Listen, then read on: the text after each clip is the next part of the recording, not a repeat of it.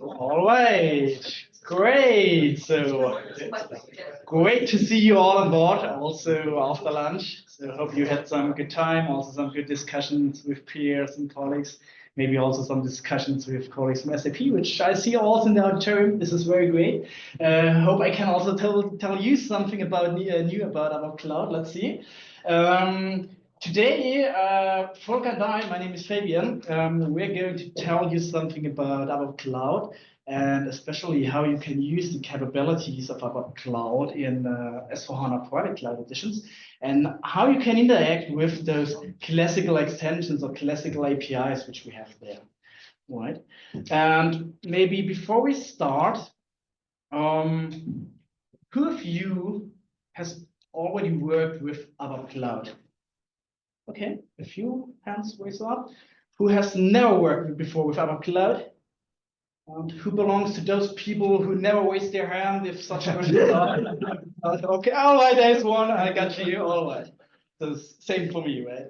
All right. So when we have a look to the agenda, so first of all, for those who raised their hand a second time, I would like to give you a short introduction into ABAP Cloud, right? So what it's all about and why we are here and telling you something about it. And also what I want to mention is the 3T extensibility model, also a very common buzzword these days, which is very important for developers working within ABAP Cloud, especially in private cloud editions. And last but not least, Volker will give us a short and crisp presentation or demo, really how to interact with those classical capabilities we have in the private cloud edition. And we also will see some coding and function-wise, hopefully also some running things. All right, having said that, we're directly jumping into the introduction into ABAP Cloud. And first of all, I would like to phrase out what ABAP Cloud actually is. Often when we go out and talk to customers and ask, okay, do you know what ABAP Cloud is? There's often perception that ABAP Cloud is the BTP solution which we host on the SAP Business Technology platform, so the ABAP environment, also known as Steampunk. But this is not ABAP Cloud. So ABAP Cloud is really the development model which you can use to build cloud-compliant applications. And the great thing is, you can not only choose this development model in the SAP BTP ABAP environment, but you can use that in S/4HANA public cloud, private cloud, and also on-premise. Come to that in a second. And if you stick to ABAP Cloud, you're by default cloud compliant. This means if you build the applications within ABAP Cloud, you're also able to host those applications, for example, in the SAP BTP Steampunk environment. Right? And this picture illustrates again where you can use ABAP Cloud. And as I told you before, the ABAP Cloud development model is available in the SAP BTP ABAP environment, but also in all S/4HANA editions we see here. And most of you, so customers usually coming from ECC, and they are bringing a lot of classical ABAP development objects with them. You're usually somewhere in the on-prem world or also in the private cloud world. There you also have a lot of classical developments. And what we also want to focus on today is exactly this part here, so the on-premise and private cloud edition, and how you can interconnect with these two worlds. So how can you build the application still in ABAP Cloud, but also make sure that you can interconnect with those classical development objects defined there. Right? Having said that, I also want to give some insights regarding all the content which is part of ABAP Cloud. So what is ABAP Cloud content-wise? And on the one side, we have the development model, or the programming model, everything you need to build your transactional business applications, built with the RESTful application programming model, or even with to build your analytical services or integration services there. And it's all about building your data model within core data services, so CDS, but also to expose your capabilities you have defined in your data model and your business process via services, so either OData or other integration services. If you want to do analytics, also the information access protocol called INA is a way to interconnect with, for example, SAP Analytics Cloud, so SAC. And on the other side, we also have a lot of things in the ABAP environment, so in ABAP Cloud, which assists you in your development process. So it's not only about the programming model and how to build your application, but it's also which tool set is then provided to really assist you in your daily programming tasks. And there we, of course, have a lot of reuse services in. We have building qualities, which we also ensure with our programming model, something like supportability, extensibility, and of course, also the ERM stuff, which is needed to host applications also in the cloud.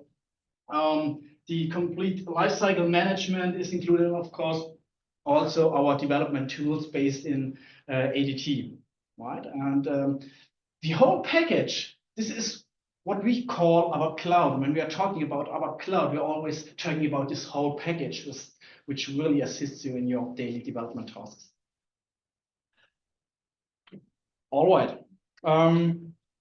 Now the three-tier extensibility model, ABAP Cloud. Usually, if you start in your SAP S/4HANA system, of course, there is a lot of content also taking over from your ECC landscape. There's a lot of custom coding available there. But when we're talking about building new applications, right? So you have a new, I would say, business case or something in mind. You want to picture or digitalize a new business process.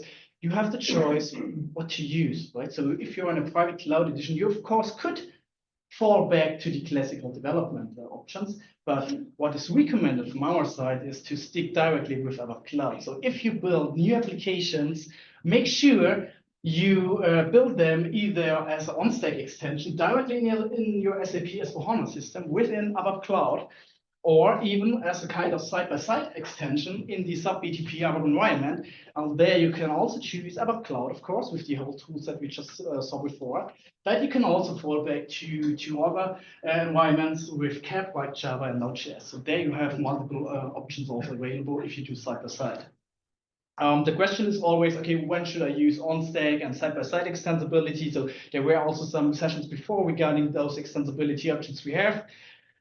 Just to summarize that, if you do on-stack extensibility, make sure your business processes are tightly coupled, right? Then you should do on-stack extensibility. If you have a loosely coupled process or maybe business case, go for side-by-side extensibility to also be able to scale up dynamically in future independently of your S/4HANA stack. And maybe when we are talking about classical ABAP development, so if you come from ECC, you will have a lot of those things, right? And it's always about, or the three-tier extensibility model is about, okay, how can we manage those things? How can we really achieve that we can work in a cloud-compliant way or build our applications in a cloud-compliant way? And when we're talking about the classical ABAP development things, so we're calling them T3. Those are things which are by intent not cloud compliant, right? And we should think, or definitely if you think about how to get this cloud compliant or what to do with that stuff, there are multiple options. And one option, of course, is to retire things. So if you come up with your SAP S/4HANA system after ECC migration and you want to make sure that you move some things from the classical ABAP development to ABAP cloud compliant way, you should also think about which of those processes are no longer needed, maybe, because either they are already part of the standard applications in SAP S/4HANA, or maybe the business process is no longer valid, right? So make sure also to cross-check which of those things can be retired. And for those things which are left, you can think about, okay, can we renovate or innovate those things? And please don't get me wrong. I do not force you, or we do not recommend to rebuild everything you take over to your S/4HANA system to build in ABAP Cloud.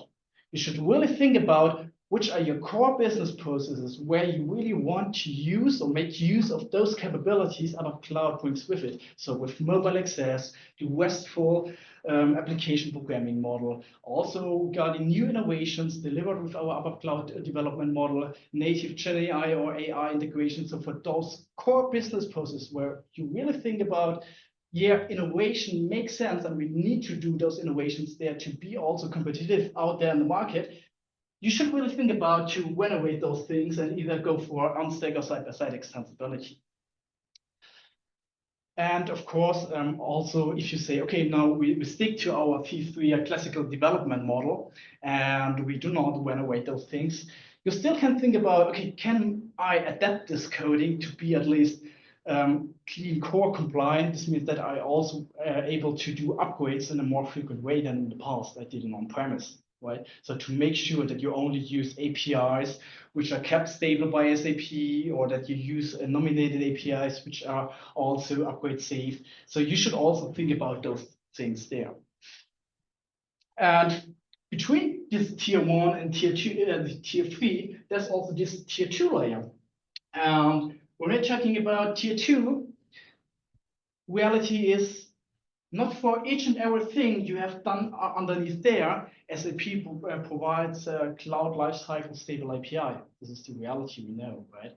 And this may also take some time until SAP will deliver such things. For some things, SAP will never deliver such APIs. And therefore, the recommendation is web those access to not released APIs also in a dedicated software component, also called tier 2, to make sure to decouple your developments from the ABAP Cloud stack and your access stack to the classical world, to manage your software dependencies and also to be able to directly identify how much content do I have left here, which accesses, I would say, non-stable APIs, or either on the basis APIs or S/4HANA APIs, right? And this is what the 3-tier extensibility model is about. So it's all about managing your development objects, also to give you a possibility to get a transition to ABAP Cloud there.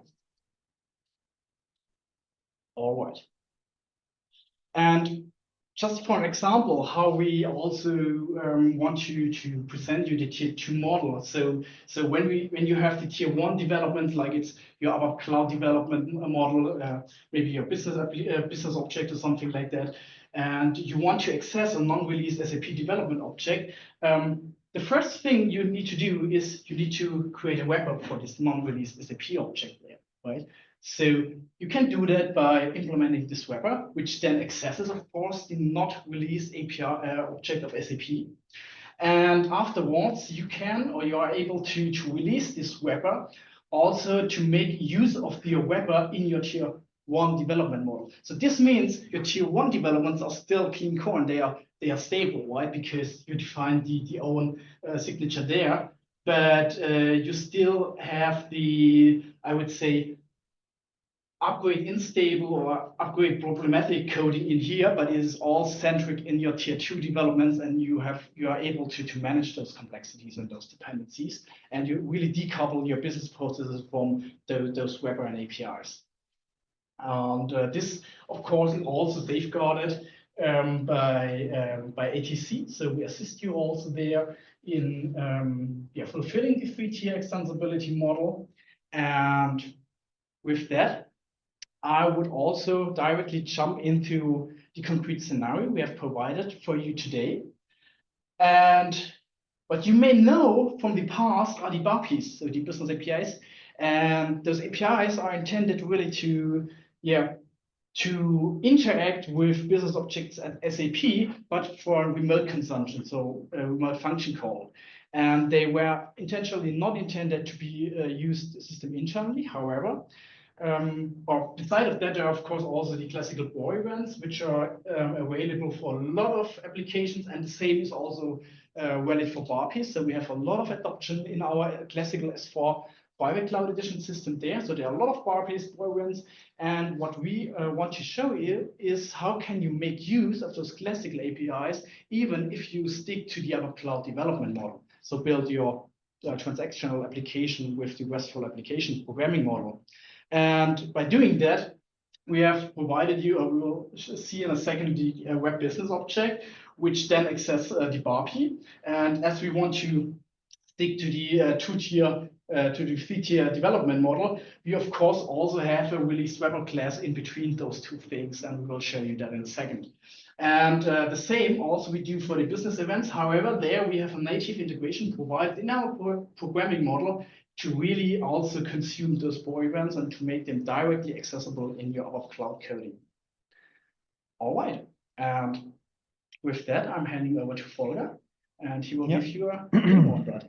Yeah, thank you, Fabian. Thanks. Hi, everybody, also from my side. Volker Drees, my name. So let me quickly jump out of this. Sharing has stopped. Exactly. I need to share again my screen. So the scenario that Fabian has already highlighted, that we are going to show, that we have prepared here in the session, is a classical scenario in the sense that we demonstrate a classical GUI transaction, and then basically the use case is to translate this into a hub application, making use of a BAPI. And the transaction that we are going to use here is the classification one. I need to make sure if I can remove this somewhere. You see this as well. But, can get rid of it? This one? Okay. Yeah. So the use case, the scenario is: let's assume you have been asked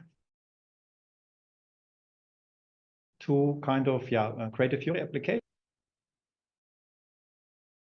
because I need this now. So it's not restless, right? Yeah. Let's see. Okay. So plugging in again. Okay. So, and the transaction is the classification maintenance. So CL01, and the connection is unstable. Okay, good. In there, you can create a classification. I can just do a little demo here to showcase what I mean. And for this, you have a classification type that you can specify here. We use a material class, and then you can create this one. Okay, this one already exists. Let's take that one. And then you have it, give it a short name, ABAPConf, and can assign certain characteristics. There's a little value. Oops, that's the wrong one. Value help here. No. Oh, so and assign characteristics. In this case, we have only two. Typically, in a real scenario, there is probably more. Two of them, and you can then store this. So these two characteristics are color and size, kind of just regular characteristics for a classification that you can then assign to a material master. And then we can save this, and that's all fine. Then the data is stored. So how would you build this now as a Fiori application? So first of all, of course, you need to find a corresponding BAPI that, or a set of BAPIs that kind of supports you in doing this. So create, update, delete, something like that. So the assumption is that you kind of know somehow the names of these BAPIs, or kind of have a starting point and where to find them. If you don't have that, there is a set of tools provided. So first of all, general information provided by Alex Rother that helps you and understand what to do in case there is a missing released API. So what you do basically, how building these wrappers. And that's what Fabian also mentioned. And then there is a repository offered and published by our S4 colleagues that helps you in order to find these so-called nominated APIs. So it's classic APIs, and the ones that are supposed to be used in such a tier 2 wrapper are listed there. Yeah. And if you use this blog and scroll down there, then there's a direct link to a repository that can be used in order to browse these classic APIs in the so-called cloudification repository. And if you open this one and then search for something like, okay, let's say maybe it's related to class, and yeah, there's BAPI class, create, change, and delete, exactly more or less what we're looking for. So typically you need to have a certain starting point in order to find this. You would not find it just all of a sudden, but let's assume you have kind of a little domain knowledge about it and you know this as a starting point. Next thing you would do is you jump into ADT and generate the mentioned wrapper. So we will not do this in this live session. There is a tool that is also kind of explained by one of our colleagues in a blog by Andre Fischer. The tool is called ACO Proxy, and that can be used to generate these wrappers. Yeah, I can quickly start a transaction, but will not jump very detailed into it. It's just a tool where you can then specify a set of BAPIs. So kind of create, update, delete BAPIs. So you don't create individual wrappers for all these operations, but you can do this in a kind of a set. And then you can also specify that you can build the corresponding interface and everything around it. In this system, we have not applied the necessary nodes, so therefore these kind of checkboxes here look a little smaller than what you would get if you run it, because there have been recent adjustments to this tool, and there's new options that allow you also to C1 release these things, so according to what we have just shown in the slides. So let's assume you also have then executed this one. This gives you then the set of wrappers, or a wrapper class to be precise. And with that, I jump into ADT, where we find then these wrappers. Yeah, so I have, or the colleagues have prepared this up front, and in the system, we have then these C1 released wrappers. You can find them, for instance, here for this BAPI class create. We have generated this one. It works via a factory method in order to get an instance of it via an interface. This is all then C1 release. This is, as said, generated by the tooling. And then if we look at the kind of regular ABAP part, so the classic ABAP part, then we see the actual call. And in this class create, for instance, if I scroll down, then we see the actual BAPI call happening. Yeah, so this, okay. Can you connect again? Good. So this call is, as said, wrapped via a class, via interface, and so on. And this can then be used in the RAP implementation. That's how we use this one. So so whenever it's about to building a RAP business object, typical starting point is the data model. The data model is again something that of course you need to find. So you need kind of a starting point. You can of course use the underlying database table and do a where used list to see what kind of meaningful, helpful CDS views are available. In this case, we have basically done it in the same way. And by that, we found that there is suitable CDS views. For instance, this class classification class header instance, which is actually also C1 release. So it's supposed to be used in an own development in a cloud, ABAP Cloud-like development, clean core-like development. And that is what we make use of. And it's not just the header information that is being used here, but of course, it's also the dependent information. But before going further into the coding, I will quickly show you the application that might give you a better picture about what we talk about here. So this is the other one, but this is our application, and I will jump back into the code and explain further how this was done. So a little refresh here. Okay, so this is the application, and I'm pressing go. I, for instance, find the just created instance here. So this ZDemo9. And I will also just run this application so that you see that it actually works. So the starting point is the classification type, where again, choose material class, say continue, and then I can give it a name, that ABAPConf. So that's a technical name. I can then specify certain information. You've seen I've reduced this a little bit according to my use case. I can give it a description, and then I can assign the characteristics. Yeah, so this is the Fiori Elements app preview. So therefore, I get by default I get individual object pages that one would of course change. So you typically don't want to jump back and forth in a real application when you deploy it, but okay. Would handle it directly on the table, but these things can then be adjusted. It's anyway just the developer preview for their, so therefore this is more or less fine. So more or less similar input as we've seen before. Yeah, we have this header information where I can choose enter certain things, and with this information I can then press the create button, and then the BAPI is being called, and I will show you in a second how this is then handled on the backend side. Yeah, so this is the application. So you see it consists of these 3 nodes. It has the header information up here, description, language-specific description, and the actual characteristics that one can maintain. Yeah. So as said, back to the data model. So this is reflected here. So we have this header information, we have the description, and we have the characteristics. Oh, sorry, it's over here. That's the description, and that's the characteristic. So this is the composition hierarchy that we have kind of maintained here. Yeah? And they also select from the underlying released CDS views. And as said, this is something that you have to then identify in order to build your application. So when we then look at the behavior definition, so the actual implementation, it looks like the following. It's a managed, so can make it bigger. It's a managed RAPO.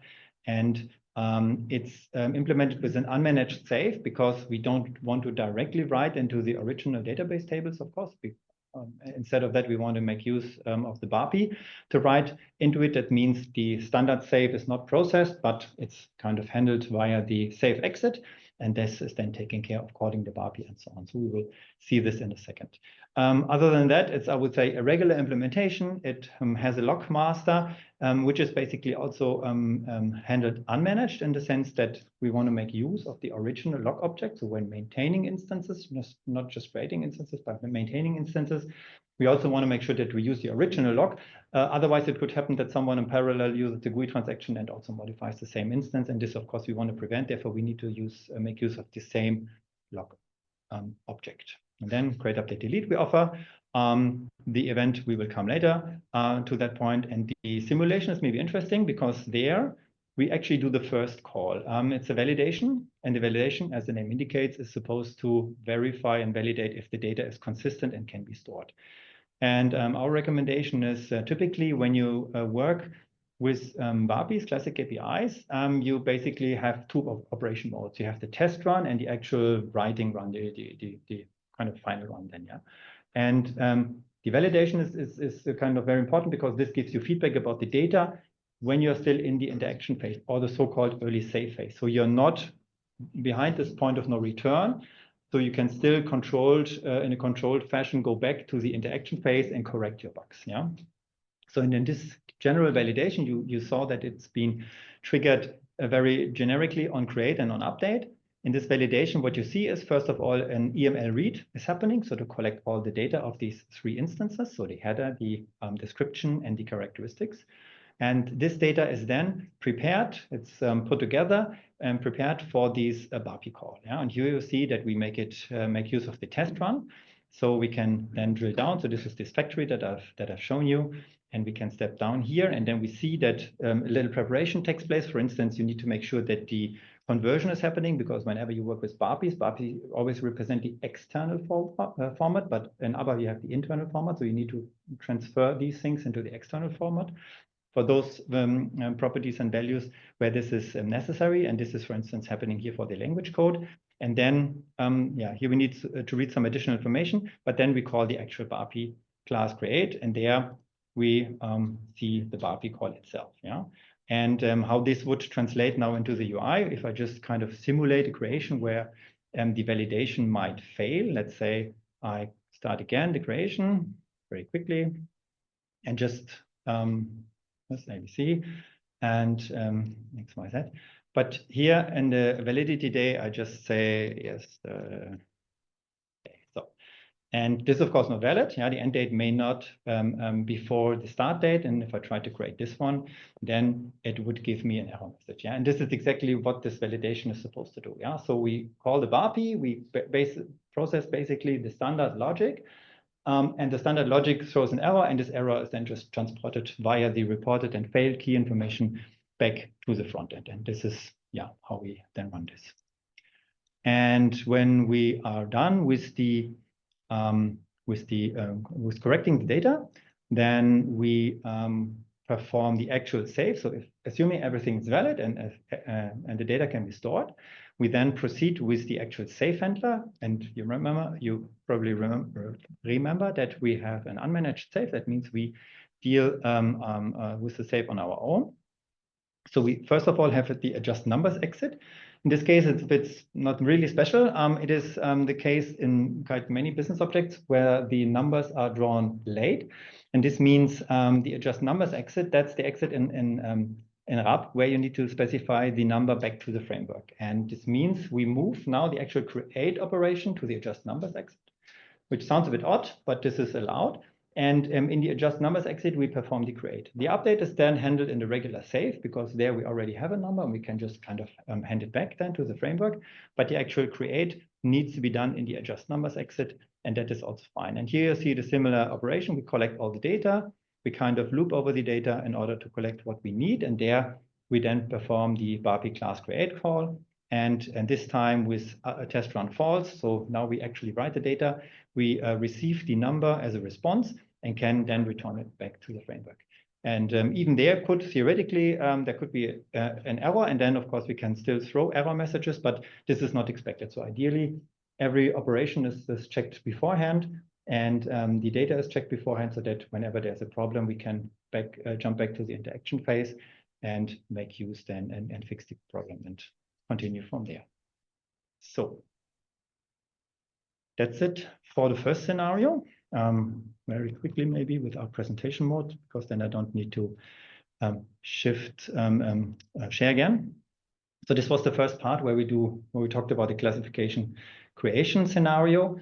And in the slides, and I think you also will get access to the slides, then we have seen this scenario here where we have the class create scenario, and in there we have this dialog transaction. So also with the characteristics that we have maintained. And the resulting application we have seen as a live Fiori app. So, next one is, this is the early save phase and the point of no return that I mentioned to you, which we've seen with the validation that was failing before. The next part of the demo is first of all, we prepare things a little bit because we want to make sure, want to make use of the BOR event. So the BAPIs as well, BOR is more or less anyway old-fashioned. However, they exist, they are reliable, and they can be used. And according to our S4 colleagues, they are also kind of raised, or not raised, but flagged now as clean core. So they are supposed to be used if they are listed on these nominated APIs list, this cloudification repository. BOR events, by definition, the class-based ones are clean core in general. So therefore, we can make use of them. And in the next demo, which is also part of the Fiori app and the example that we've prepared, we make use of it in the sense that we create a classification. We have already created a classification. We make use of this classification and assign it to a material. And assigning a classification to a material will trigger such a point. Yeah? So we will first have a look at it in the GUI world again. So we have this classification here, and we will now create a new material master very quickly as an example. Let's call it ABAP Conf. Does it already exist? I hope not. Industry, I think, is machine. It's a finished product. It does not yet exist. So we quickly create a material because I need a new material, since this BOR event is only triggered once when a new classification assignment is happening. Conf, and just I want to save this. Okay, so I have now my material, and with my Fiori application, I will discard this one. I will use the previously created one. The classification that I've created here before, I will now assign this to the material. I will also jump into the code so that you see it. And you see here that this is the material that I just created here, ABAPConf. And I will assign the material classification to this material. And you see that these messages are provided. They come from the BAPI. I will also quickly show you in the code how this is done. So we jump into our behavior definition, and there you see that there is an action in line 33, assign classification to material, having this parameter. That was the pop-up where we specified the material master. And if we jump into the code, again, we see that we make use of a BAPI call. So step back. The cloudification repository is, again, being used here. Let me quickly check for the name.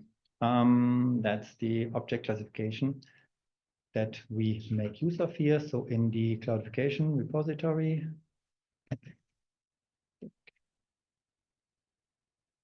okay, does not go away. There it is. OBCL.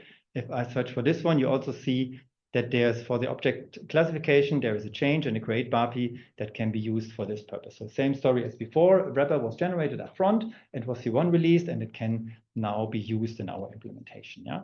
So stepping back here into the action implementation, we see that it again collects certain data. It performs an enqueue to make sure that the product is actually locked so that nobody else is maintaining the product in parallel. That Also, the classification is not being used at the same time. And then, similar as before, we see that there is this factory and the operation that we have wrapped around it. And if I jump into it, we see again this conversion which is happening, and down there the actual BAPI call is happening. So it's now this object classification create a BAPI that is being used here, and this one is then performing the assignment and is then saving this to the system. Yeah, and we've seen that this was performed, and I don't know why I cannot jump back here. Let's do it this way. So we have done this assignment. So this means if we now jump into the material master and check the assignment there, then we should, of course, see it. And if we look here at the classification, then we see that our assignment is there, that ABAPConf has been attached to it. Yeah, so this assignment has actually happened. The functionality is working in this case, this was done in order to kind of showcase now this BOR event handling. So for this, can I make this disappear? Okay, that's good. And for this, we will now jump into the BOR event linkage, SWE2, where you maintain the linkage and the handlers for given BOR objects. And the material master is bus 1001. And the event, the operation is view created, and there we have our own receiver maintained. Yeah, so this was done upfront, and in there we see that there is a class that we have specified that handles this event, and we will now take a look at this class. And if we open this up here, then we see that this handler is, as usual, implementing the certain interface. This one here, yeah. And if we scroll down, we see it's first doing certain checks that to make sure that, okay, this is in fact the event that has happened, that the classification assignment has happened here, and that the event was triggered, BOR event was triggered out of that. And for instance, we may send now, based on this event, an email. Yeah, so we can jump into our email inbox. We will use the system internal one. Yes, this also still exists. It's not only external emails. What happened? This always crashes whenever I try this in a demo. This always crashes. I don't know why. So, okay, we cannot show the inbox. Maybe it takes a while until it comes up. But trust me, there was a system internal email that was sent, and it's in my inbox. Maybe after a while, this pops then up. But what we do in addition here, because we have prepared this, we also send a notification to the Fiori Launchpad. Yeah, so maybe someone is not interested that much into the system internal inbox, the business this workplace. But if we look at our Fiori Launchpad, and I think I need to do a refresh, otherwise. Yeah, here we see on the upper right corner that a notification was sent. Yeah, and here we see that product ABAPConf has been assigned to a classification, and yeah, exactly as we wanted to have this. So bottom line here, the BOR event that was triggered down there, somewhere deep down inside the BAPI call, is used now to perform another operation and to kind of send emails, send notifications, also do updates to other instances. So you see here some EML statements that you could execute and additional things. And you could even, if you want to make use now of this business event and say, okay, yeah, this is nice that I have the BOR event inside my system, but how about connecting it to the event mesh? How about sending this now outside? This can be done by a little trick, which is shown here. We make use of our RAP business object that we prepared, and in that business object, in this business object, we have specified a new event that is being exposed with an event binding. Yeah, so we see here there's an event binding, and in the BOR event handler, we just trigger this event again.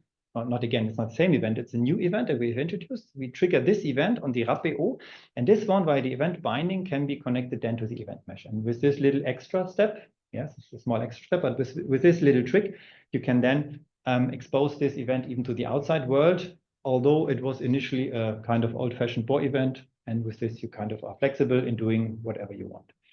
And that is basically part of this second demo that I just showed to you. Yeah. So again, a little recap. We have the regular material master maintenance, where we assign a classification, and then this was the code walkthrough. And then in the BOR event handler that we've seen, this linkage that we have maintained, we see then that our class is being triggered, and inside this class, since it's an asynchronous processing, you can basically do everything. Yeah, so you can do database operations, email statements, sending notifications, emails, whatsoever. So this is then more or less fine. And now I want to again try this out, clicking this button. I don't know why this is not working in none of the demos. Seems somehow related to screen sharing. I don't. Okay, but trust me that an email was sent to my inbox. And with that, I hand back over to Fabian with the exactly. Maybe just some key takeaways again, also for this session. So what you should really take home with you is one, ABAP Cloud is our future development model to build cloud compliant applications, right? In SAP S/4HANA, we are delivering our ABAP Cloud development model also for on-prem, also for the private cloud, and there we are delivering our innovations. Right? So if you want really to receive innovations from the technology, I've also shown by Volker now, make sure that you build your new applications in our cloud. And we also have some new innovations planned for our cloud. So we will also give you a glimpse in the closing keynote on that. So stay tuned for that in the late afternoon. And last but not least, I'm sure what on the slide is, some links and some further information. So go check them out. So on the one hand, we also have the roadmap. This was shown also by Søren earlier this day to be on the up to date regarding the roadmap. And of course, also our cloud documentation, where you also find your developer guides to build transactional applications, analytical applications, and integration services. So whenever you have a kind of issue to solve, check out those links. They will guide you also in your development processes. All right, and with that, I think we are through. So I would also open up the round for questions, or do we need directly to move around and make some room for the next presentation? One or two questions. Okay. If there are any. otherwise, meet the speaker is happening, so you can also raise questions there. Maybe we also postpone it to that. Yeah. Up to you. So All right. with that, thanks a lot. Thanks for attending. Thank you.